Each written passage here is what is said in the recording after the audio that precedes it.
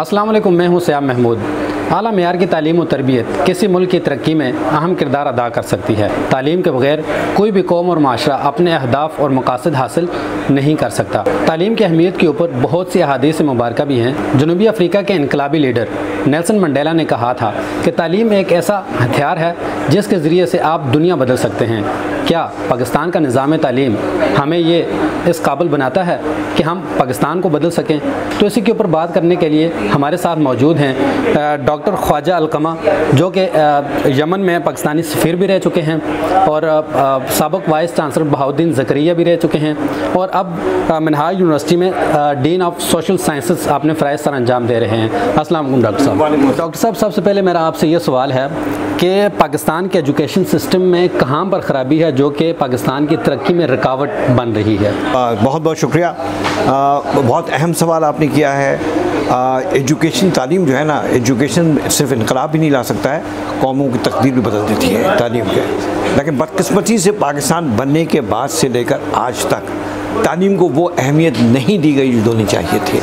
उसके सबसे बेहतरीन मिसाल मैं आपको इस तरीके से बताता हूँ कि जो हमारा पॉलिटिकल सिस्टम है ना, जो सियासी निज़ाम है, उसके अंदर आप दूर दूर तक हमारी पॉलिटिकल लीडरशिप को नहीं देखेंगे उनका कोई राब्ता यूनिवर्सिटीज़ के साथ। अगर राब्ता होता है तो कहा जाता है कि ये पॉलिटिकल है, ठीक है ना, ये सबसे इम्पोर्टेंट चीज़ है।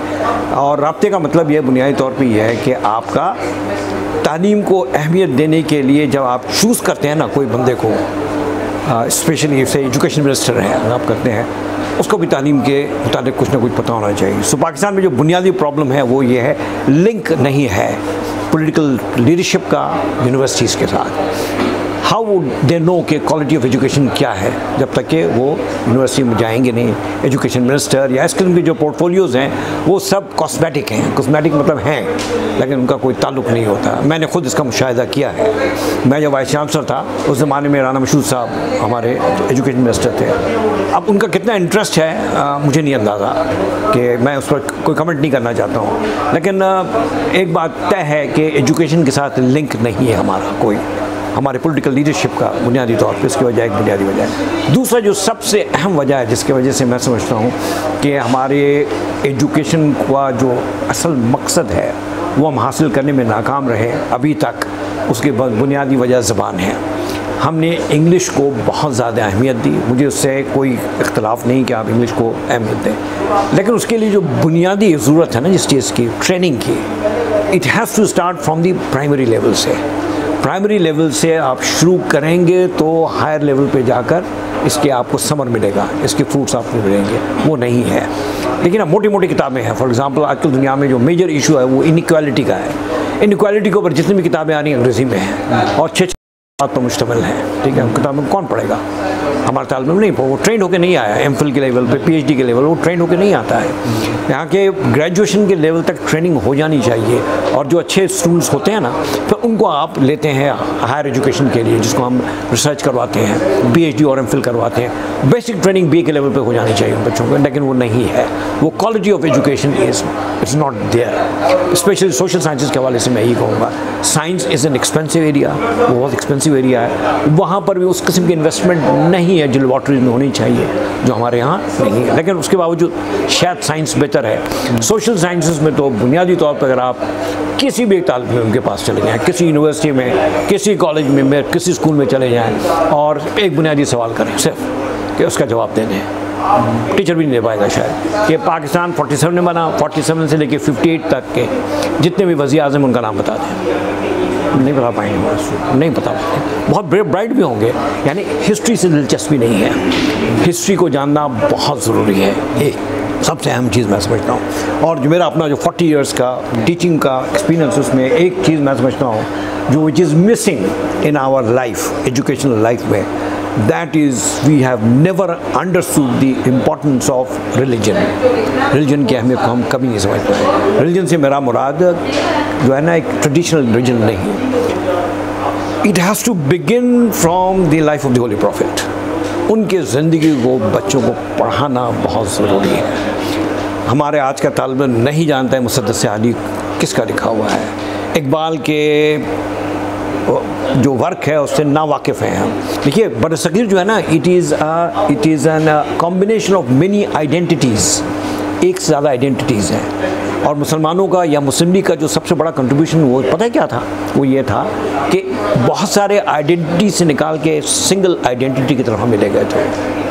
लड़ाई कोई नहीं थी, लेकिन हमें एक आइडेंटिटी दिखाना था, और वो हमारा मुस्लिम आइडेंटिटी था। मुसलमान हैं, हम मुस्लिम हैं, ठीक है ना, ये आइडेंटिटी थी। उसके नीचे और सब छुपे हुए थे identity, they were already there. Ultimate जो कॉन्फ्लिक्ट हुआ ना पाकिस्तान में आइडेंटिटी का, आइडेंटिटी से हो गया, जो होना नहीं चाहिए था। और लिहाजा इसकी बुनियादी वजह एजुकेशन है। आगे एजुकेशन को वो काम स्पेस नहीं मिला इस मुल्क के अंदर, होना चाहिए। अच्छा, फिर हमारे प्रायोरिटीज़ नहीं है सब्जेक्ट्स के हवाले से। हिस्ट्री को हमने रेलीगेट कर दिया है, उसकी कोई अहमियत ही नहीं जिसको, हालांकि कंपल्सरी होना चाहिए दो चीज़ आपके लिए। एक तो हिस्ट्री, आपकी अपनी हिस्ट्री को जानना, number one, you must know your own history first, and then the life of the holy prophet. That is something very very important which has not been understood. Science पढ़ रहे हो आप, social science पढ़ रहे हो आप, ज़बान कोई पढ़ रहे हो, फ्रेंच पढ़ रहे हो पाकिस्तान में, life of the holy profit is very very important. वही हमारा मॉडल बनता है।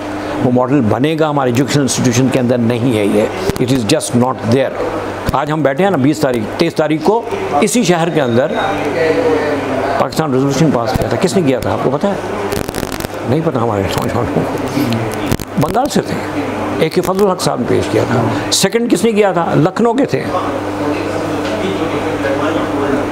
खलीकुज़्ज़मान साहब ने किया, खलीकुज़्ज़मान थे जिन्होंने ये किया था। पाकिस्तान का आइडिया चौधरी रहमत अली ने दिया था। यानी मुख्तलिफ आइडेंटिटीज़ हैं ये, लखनऊ का कोई है, कोई बंगाल का है, सारे मर्ज होकर सिंगल आइडेंटिटी की तरफ आए। और Pakistan resolution was the manifestation of that कि हम we believe in a single paradigm। इसी सिंगल आइडेंटिटी से एक क्वेश्चन निकलता है कि अगर मुल्क में जो भी सिंगल नेशनल करिकुलम लागू करने जा रहे हैं, तो क्या इस सिंगल नेशनल करिकुलम से जो है ये ख़राबी ख़त्म हो सकती है? देखिए, one has to look into it very carefully. पहले सिंगल करिकुलम का जो लफ्ज़ है ना, साइंस साउंड्स वेरी इंटरेस्टिंग।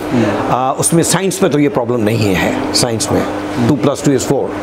आप पंजाबी हो, सिंधी हो, बंगाली हो, 2+2 is 4। But when it comes to के लीडरशिप, क्वालिटी ऑफ लीडरशिप क्या है हमारे पास, you can have your own views about it. Bhutto साहब के मुताबिक आपकी अपनी राय हो सकती है, मेरी अपनी राय भुट्टो साहब की। I might look at him as a very intelligent man, very qualified आदमी था वो, प्रोग्रेसिव था, इस तरीके से हम देखते हैं। कुछ लोग बंगाल से पूछेंगे तो कहेंगे जनाब शेख मुजीबुर रहमान साहब जब 1974 में इधर आए ना इस्लामिक कॉन्फ्रेंस में, तो भुट्टो साहब ने उनसे कहा था कि जनाब कोई फैसला तो आप कर ही नहीं सकते हैं इसके बगैर, इंडिया के इन्फ्लुएंस, इंदिरा गांधी की। तो मुजीबुर रहमान का पता ही जवाब क्या था? मुजीबुर रहमान ने कहा था भुट्टो साहब इसके ज़िम्मेदार आप हैं ना। ये हिस्ट्री है। तो हिस्ट्री में 2+2 नहीं होता है। I have my own views about history, you have your own view. या might be projected as a very brilliant soldier, उसके पीरियड में डिज़ास्टर हुआ है। So history is a different ball game. लिहाजा आपका ऑब्जेक्टिव क्या है वह सिंगल करिकुलम में करने के लिए? यूनिफॉर्मिटी से पहले ज़रूरी है कि आप क्वालिटी ऑफ टीचर्स पर जोर दें। मैं समझता हूँ करिकुलम तो बना दिया आपने, ठीक है ना, मकसद क्या है? कुछ हासिल करना चाहते हैं ना, उस हासिल करने के लिए जो एफर्ट करनी पड़ती है, it has to be through your teachers. Teachers का क्वालिफाइड होना, टेस्टेड होना बहुत ज़रूरी है। वो कमिटेड लोग होने चाहिए। बहुत बड़ा इम्पोर्टेंट एरिया है जो पाकिस्तान बनने के बाद तक से आज तक निगलेक्टेड रहा है। मैं समझता हूँ एक बुनियादी वजह है। अदरवाइज़ मैं समझता हूँ करिकुलम बिल्कुल दुनिया में हर जगह में फिज़िक्स भी पढ़ाया जाता है, केमिस्ट्री भी पढ़ाया जाता है, ऐसे साइंस इज़ इम्पॉर्टेंट। तो हम वो करिकुलम उस तरीके से देख रहे हैं जो मैं देख रहा हूँ। अब when it comes to history, it comes to international relations, you know, it comes to economics, ठीक है ना, फिर मुख्तलिफ राय हो सकती है उसके मुताबिक, ठीक है ना। और उस मुख्तलिफ राय को फिर समझने के लिए आप अपनी लेंस लगाते हैं। जैसे मैंने हमारा कहा, हमारा लेंस क्या है? ओमेटिक पैराडाइम। उस पैराडाइम को समझने की ज़रूरत है, उस पर हमें काम करने की ज़रूरत है एट ए हायर लेवल। फिर ये ट्रिकल डाउन होगा, ये नीचे जाएगा। फिर जब ये नीचे जाएगा इसके रिज़ल्ट लॉन्ग टर्म में आपको मिल सकते हैं। लेकिन education has to be taken very seriously. इसको जब तक कि आप सीरियसली नहीं लेंगे, इसको जब तक कि आप एक इबादत समझ के नहीं करेंगे ना, क्वालिटी ऑफ एजुकेशन को देखना तो आप बाहर देखें ना कि क्या है। राइट, प्राइमरी लेवल से शुरू होता है सारा खेल, वो एक और तरीका है। सर एक मासूमाना सा एक सवाल है। जी बिल्कुल, कि एक बच्चे को लीडर कैसे बनाया जा सकता है? एक बच्चे को लीडर कैसे बनाया जा सकता है? उसका एक ही सोर्स है, सबसे important source, that is knowledge. Knowledge based होगी दुनिया। देखिए मैं आपको एक बात बताऊँ, एक्चुअली अपने पास मासूमाना, मैं उसका एक मासूमाना जवाब भी देता हूँ आपको आज, कि बदमाशी भी जो है ना आज, वो भी नॉलेज के बगैर नहीं हो सकता है। ठीक है, नॉलेज बेस्ड बदमाशी हो गई है। न्यूक्लियर वेपन क्या है? हथियार है ना, बहुत ताकतवर है, नॉलेज है।